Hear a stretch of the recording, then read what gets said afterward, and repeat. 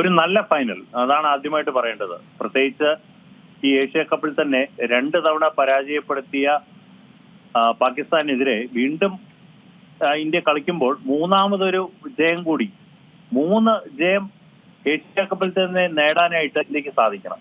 അതാണ് ആദ്യത്തെ ഒരു ലക്ഷ്യം. പിന്നീട് ഏറ്റവും മികച്ച രീതിയിൽ ഇന്ത്യയുടെ പെർഫോമൻസ്, പ്രത്യേകിച്ച് താങ്കൾ നേരത്തെ സൂചിപ്പിച്ചതുപോലെ ഇന്ത്യയുടെ ബാറ്റർമാരുടെ പെർഫോമൻസ് അത് വളരെ നിർണായകമാണ്. കൂടാതെ ഇന്ത്യയെ ഇതുവരെ നോക്കുകയാണെങ്കിൽ ബോളർമാരും ബാറ്റർമാരും വളരെ മികച്ച രീതിയിൽ എല്ലാ മത്സരങ്ങളിലും തിളങ്ങി നിൽക്കുന്നു. തോൽവി എന്തെന്നറിയാതെ ഇന്ത്യ ടീം ഈ ഏഷ്യ കപ്പിൽ ഫൈനൽ വരെ എത്തിയിരിക്കുകയാണ്. അതുകൊണ്ട് നല്ലൊരു മത്സരം, അത് അത്യന്തം ആവേശകരമായിട്ട് തന്നെ നമുക്ക് 3ാം തവണ പാകിസ്ഥാനെ പരാജയപ്പെടുത്താൻ സാധിക്കുമെന്ന് തന്നെ വിശ്വസിക്കുന്നു. ഇപ്പോൾ നമ്മൾ നോക്കുകയാണെങ്കിൽ തോൽവി, അതായത് എതിരാളികളെ ഒരുപാട് ദൂരം പിന്നിലാക്കിയാണ് ഇന്ത്യ ഫൈനലിലേക്ക് എത്തിയത്. തോൽവിയുടെ രുചി പോലും അറിയാതെയാണ്. ആകെ കുറച്ച് ഒരു മുൾമുന്നിൽ നിർത്തിയ ഒരു മത്സരം എന്ന് പറയുന്നത് ഏറ്റവും അവസാനത്തെ ഇന്ത്യ ബംഗ്ലാദേശ് പോരാട്ടം തന്നെയാണ്. അത് സൂപ്പർ ഓവറിലേക്ക് പോയി അവിടെയും ഇന്ത്യക്ക് ഒരു ആധിപത്യം നേടുകയും വിജയിക്കുകയും ചെയ്തിട്ടുണ്ട്. ഇന്നത്തെ മത്സരത്തിൽ പാകിസ്ഥാനെ എത്രത്തോളമാണ് ഇന്ത്യ ഭയക്കേണ്ടത്? ബാറ്റിങ്ങിലാണോ അല്ലെങ്കിൽ ബോളിങ്ങിലാണോ?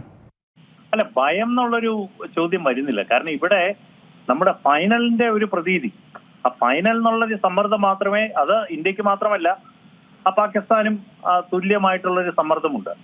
അത് മാത്രമല്ല ഇതുവരെയുള്ള മത്സരങ്ങളിലല്ല ഇനി ശ്രദ്ധ. പ്രത്യേകിച്ച് ഫൈനൽ വരുമ്പോൾ ആ ഫൈനലിനെ മാത്രം ചിന്തിച്ചു വേണം ഇന്ത്യൻ താരങ്ങളും കളിക്കാൻ ഇറങ്ങുക. അതുകൊണ്ട് കഴിഞ്ഞതെല്ലാം മറന്ന് ഇന്ന് ഒരു ഫ്രഷായിട്ട് ഒരു പുതിയ വിജയ കുതിപ്പിലോട്ട് ഇന്ത്യ മുന്നോട്ട് പോകണം. ആ രീതിയിലായിരിക്കും ഇന്ത്യയുടെ പ്രിപ്പറേഷനും.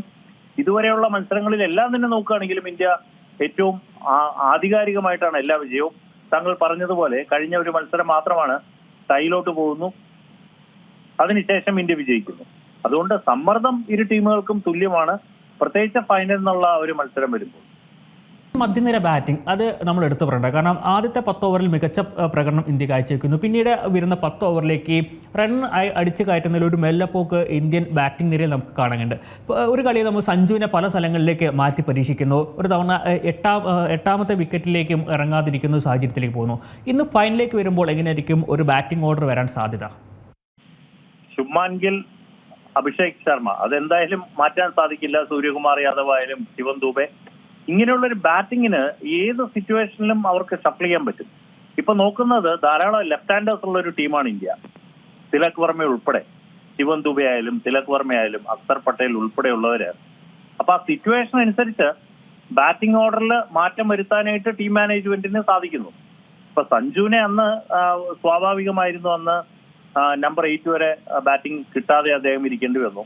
അവിടെ ഒരു ലെഫ്റ്റ് റൈറ്റ് കോമ്പിനേഷൻ, അത് അന്നത്തെ ഒരു സിറ്റുവേഷൻ, പിന്നെ പിച്ചിന്റെ ഒരു അവസ്ഥ, ഇതെല്ലാം നോക്കിയാണ് നമ്മൾ ബാറ്റിംഗ് ഓർഡർ ഇത് ചെയ്യുന്നത്. ഇന്ന് ഒരുപക്ഷെ തുടക്കത്തിൽ ഇന്ത്യ ബാറ്റ് ചെയ്ത് തുടക്കത്തിലെ വിക്കറ്റ് നഷ്ടപ്പെടുകയാണെങ്കിൽ ഒരുപക്ഷെ സഞ്ജുവിന്റെ ബാറ്റിംഗ് പ്രൊമോട്ട് ചെയ്ത് അദ്ദേഹം നേരത്തെ ബാറ്റ് ചെയ്യാനും സാധ്യതയുണ്ട്. ഈ മത്സരം അത് നമ്മൾ നോക്കുകയാണെങ്കിൽ ആദ്യം ബാറ്റ് ചെയ്യുന്ന ഇന്ത്യക്കാണെങ്കിൽ ഒരു സ്കോർ നമുക്ക് എത്ര പ്രതീക്ഷിക്കാം? 180+. ഇതാണ് പ്രത്യേകിച്ച് ദുബായ് പിച്ച്. നമ്മൾക്കറിയാം, ഒരു റൺ ഒഴുകുന്ന ഒരു പിച്ചൊന്നും അല്ല. പക്ഷെ കഴിഞ്ഞ മത്സരത്തിൽ 200 റൺ വന്നു. എങ്കിൽ തന്നെയും 180-ന് മുകളിൽ ഇന്ത്യ സ്കോർ ചെയ്യേണ്ടിയിരിക്കുന്നു. ഇവിടെ ഇപ്പൊ ചേസ് ചെയ്യുകയാണെങ്കിലും ബാറ്റ് ചെയ്യുകയാണെങ്കിലും പവർ പ്ലേ വളരെ നിർണായകമാണ്. ഈ പവർ പ്ലേ ആണ് കളിയുടെ ഗതി തന്നെ നിയന്ത്രിക്കുന്നത്. ആദ്യത്തെ 6 ഓവറിൽ എങ്ങനെയാണോ ഇന്ത്യൻ ബാറ്റർമാർ തുടക്കമിടുന്നത്, പിന്നീട് വരുന്ന ബാറ്റർമാർക്കെല്ലാം ഏറ്റവും മികച്ച രീതിയിൽ ഒരു സ്കോർ പടുത്തുയർത്താനായിട്ട് സാധിക്കും.